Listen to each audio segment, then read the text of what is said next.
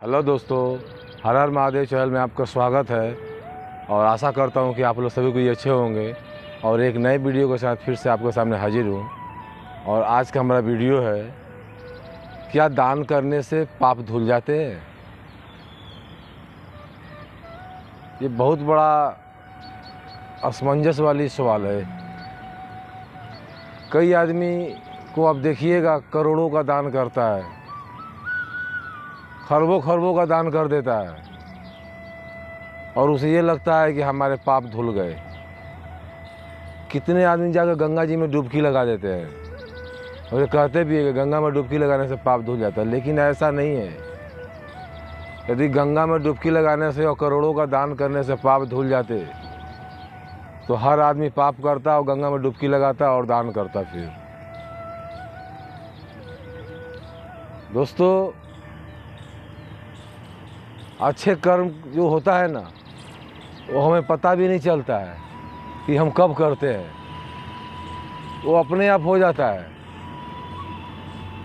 श्री कृष्ण भगवान कहते हैं कि यदि आपके पास 500 रुपये का आमदनी है और उस 500 में आपका घर का ही गुजारा चलता है तो आपकी कोई दान करने की ज़रूरत नहीं है। आप अपना घर का उस परिवार को देखो, क्योंकि उस परिवार में भी परमात्मा होता है। आपके बीवी बच्चे माता पिता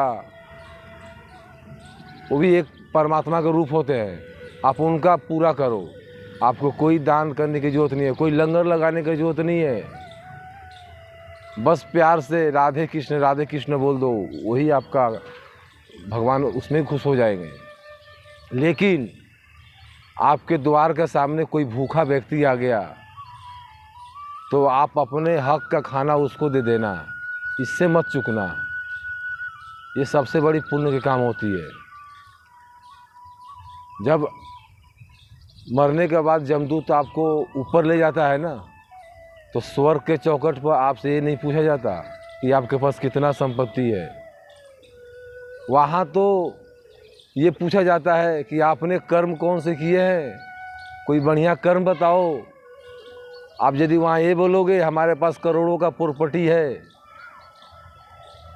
हमने लाखों का दान किया है, ये वहाँ नहीं चलेगा। वहाँ तो बढ़िया कर्म चलेगा। दोस्तों, बढ़िया कर्म कीजिए। दान करने से कभी पाप नहीं धुलते। मैं आपको एक कहानी सुनाऊंगा, उस कहानी के माध्यम से आप समझ जाइएगा कि पुण्य क्या होता है। एक राजा जो पूरा प्रजा को सेवा करता है और दान पुण्य करता है, वो उसको भी स्वर्ग में जाने का अधिकार है, लेकिन वो नहीं जा पाता। मैं कहानी के माध्यम से बताऊंगा। एक पंडित सारा जीवन भक्ति में ही रहता है, पूजा पाठ करवाता है, वो भी स्वर्ग में जाने का अधिकार नहीं है उसको। एक बनिया महाजन कारोबारी, वो भी धर्म पाठ लंगर लगवाता है, वो भी नहीं जाएगा कभी।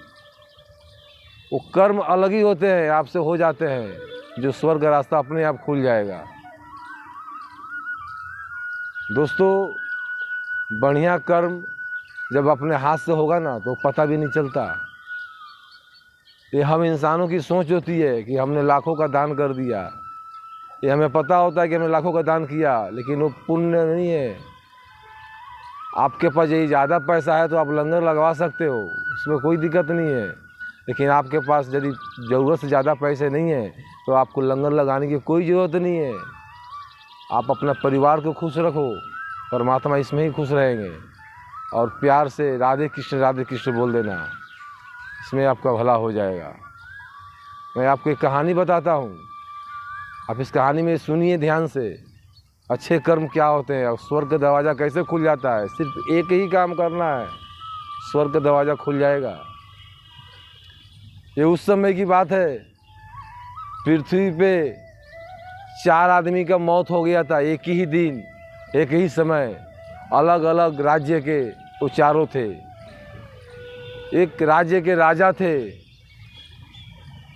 दूसरा कारोबारी बिजनेसमैन थे, तीसरा पंडित और चौथा गरीब भूखा लाचार व्यक्ति था।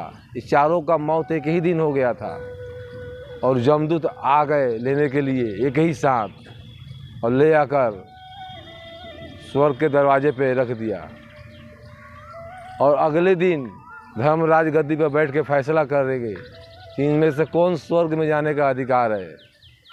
तब तक ये लोग आपस में ही मंथन कर रहे थे। राजा बोले, मैं तो सारा ज़िंदगी दूसरों को दान किया हूँ, प्रजाओं को खुश रखा हूँ, स्वर्ग में जाने का अधिकार मेरा है। इतने बिजनेसमैन बोल पड़ा कि मैं तो बहुत लंगर लगवाया हूँ, गरीबों को दान किया हूँ, स्वर्ग में मैं जाऊँगा, देखना धर्मराज सही फैसला करेंगे। पंडित ने भी बोल पड़ा कि भाई मैं तो सारा ज़िंदगी राम का ही नाम लिया हूँ, भगवान का ही नाम लिया हूँ, पूजा पाठ में बिताई ज़िंदगी, सबसे पहले मेरा हक है स्वर्ग में जाने का। इन तीनों का बात वो चौथा लाचार भूखा गरीब व्यक्ति सुन रहा था और मन ही मन ये सोच रहा था, ये तो बड़े महान व्यक्ति हैं भाई, मेरा स्वर्ग में जाना तो कोई संभव ही नहीं है, यही जाएंगे लगता है।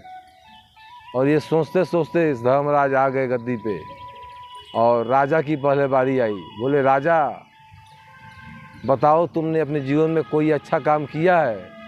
राजा बोल पड़े कि मैं अपनी ज़िंदगी में बहुत ही अच्छा काम किया हूँ, अपने प्रजाओं को खुश किया हूँ, दान किया हूँ, उनका घर बसाया हूँ, हमारे राज्य में कोई दुखित नहीं था, हमारा अच्छे का कर्म का जो है डंका बजता था। धर्मराज ने अपनी किताब खोल के देखी ग्रंथ में, बोले, राजा तुम सारे बात सत्य बोल रहे हो, तुमने अच्छे काम किए हैं, लेकिन तुम स्वर्ग में नहीं जा सकते क्योंकि तुमने एक पाप भी किया है। और वो पाप ये है कि तुम अपनी राज्य की सीमाएं बढ़ाने के लिए अनेकों युद्ध किए हो और न जाने कितने बच्चों को अनाथ किए हो, उस युद्ध में कितने हजारों लोग मारे गए, उसके जिम्मेदार तुम हो। तुम चाहते तो उनसे संधि करके अपना राज्य को आगे बढ़ा सकते थे, लेकिन तुम युद्ध किए और कितने लोगों को मरना पड़ा, उसके जिम्मेदार तुम हो, तुम एक पाप किए हो, तुम नहीं जाओगे स्वर्ग में। ये सुन के राजा बड़ा दुखित हुआ। अब पारी आ गई उस बिजनेसमैन की। बिजनेसमैन से पूछे कि बताओ तुमने क्या अच्छा काम किया है? बिजनेसमैन बोले कि धर्मराज हमने तो बहुत लंगर लगवाए हैं, बहुत भूखों को खाना खिलाए हैं, न जाने कितनों को मैंने पैसा दे दिया, गरीबों को दान कर दिया। धर्मराज ने किताब खोल के देखी, वह सही था।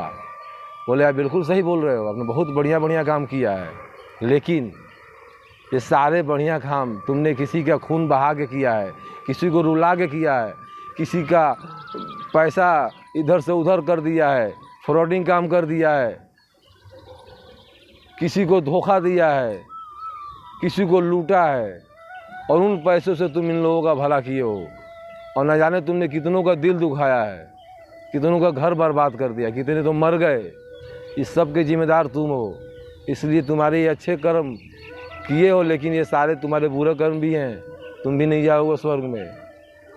बहुत दुखित हो गया बिजनेसमैन। बारी आ गई पंडित की। पंडित से ही पूछे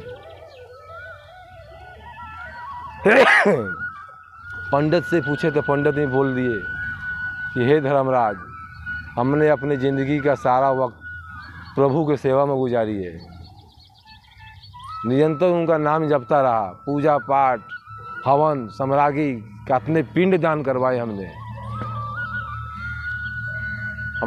पुण्य किए हैं। धर्मराज ने ग्रंथ खोल के देखा। बोले, बिल्कुल सत्य बोल रहे हो पंडित, लेकिन तुमने ये सब अपने स्वार्थ के लिए किया है। तुम जितने भी ज्ञान दूसरों को दिए हो उस पर तो खुद कभी नहीं चले, ये तुम्हारी पाप है। जितने भी ज्ञान तुमने दूसरों को दिया उस पर तुमने आज तक कभी नहीं चला। तुमने अपने घर को चलाने के लिए ये पूजा पाठ करवाई, तुमने सच्चे दिल से भगवान का नाम कभी नहीं लिया, तुम भी हकदार नहीं हो। अब ये सारे बात सुनते ही वो चौथा व्यक्ति जो मजदूर था गरीब, वो मन में सोचने लगा, मैं तो इन लोगों को बहुत महान समझ रहा था, लेकिन ये तो कोई नहीं जा पाया स्वर्ग में। अब ऐसे यदि आदमी जो स्वर्ग में नहीं जा पाया तो मैं कैसे जा पाऊँगा। ये मंथन चल ही रहा था कि धर्मराज बोल पड़े, आ जाओ अब तुम्हारी नंबर है। अब तुम याद करके बताओ कि तुमने कोई बढ़िया काम किया है। तो मजदूर ने बोला, हे धर्मराज, मैं बहुत गरीब हूँ और लाचार हूँ। हमारे घर में 2 वक्त की रोटी बड़ी मुश्किल से मिलती है, तो मैं कहाँ से मंदिर जाऊँ। मैं तो कहीं मंदिर भी नहीं गया। जो समय मिला अपने बूढ़े माँ बाप को सेवा की, जो रूखा सूखा मिला उसको मैं अपने परिवार को गुजारा किया।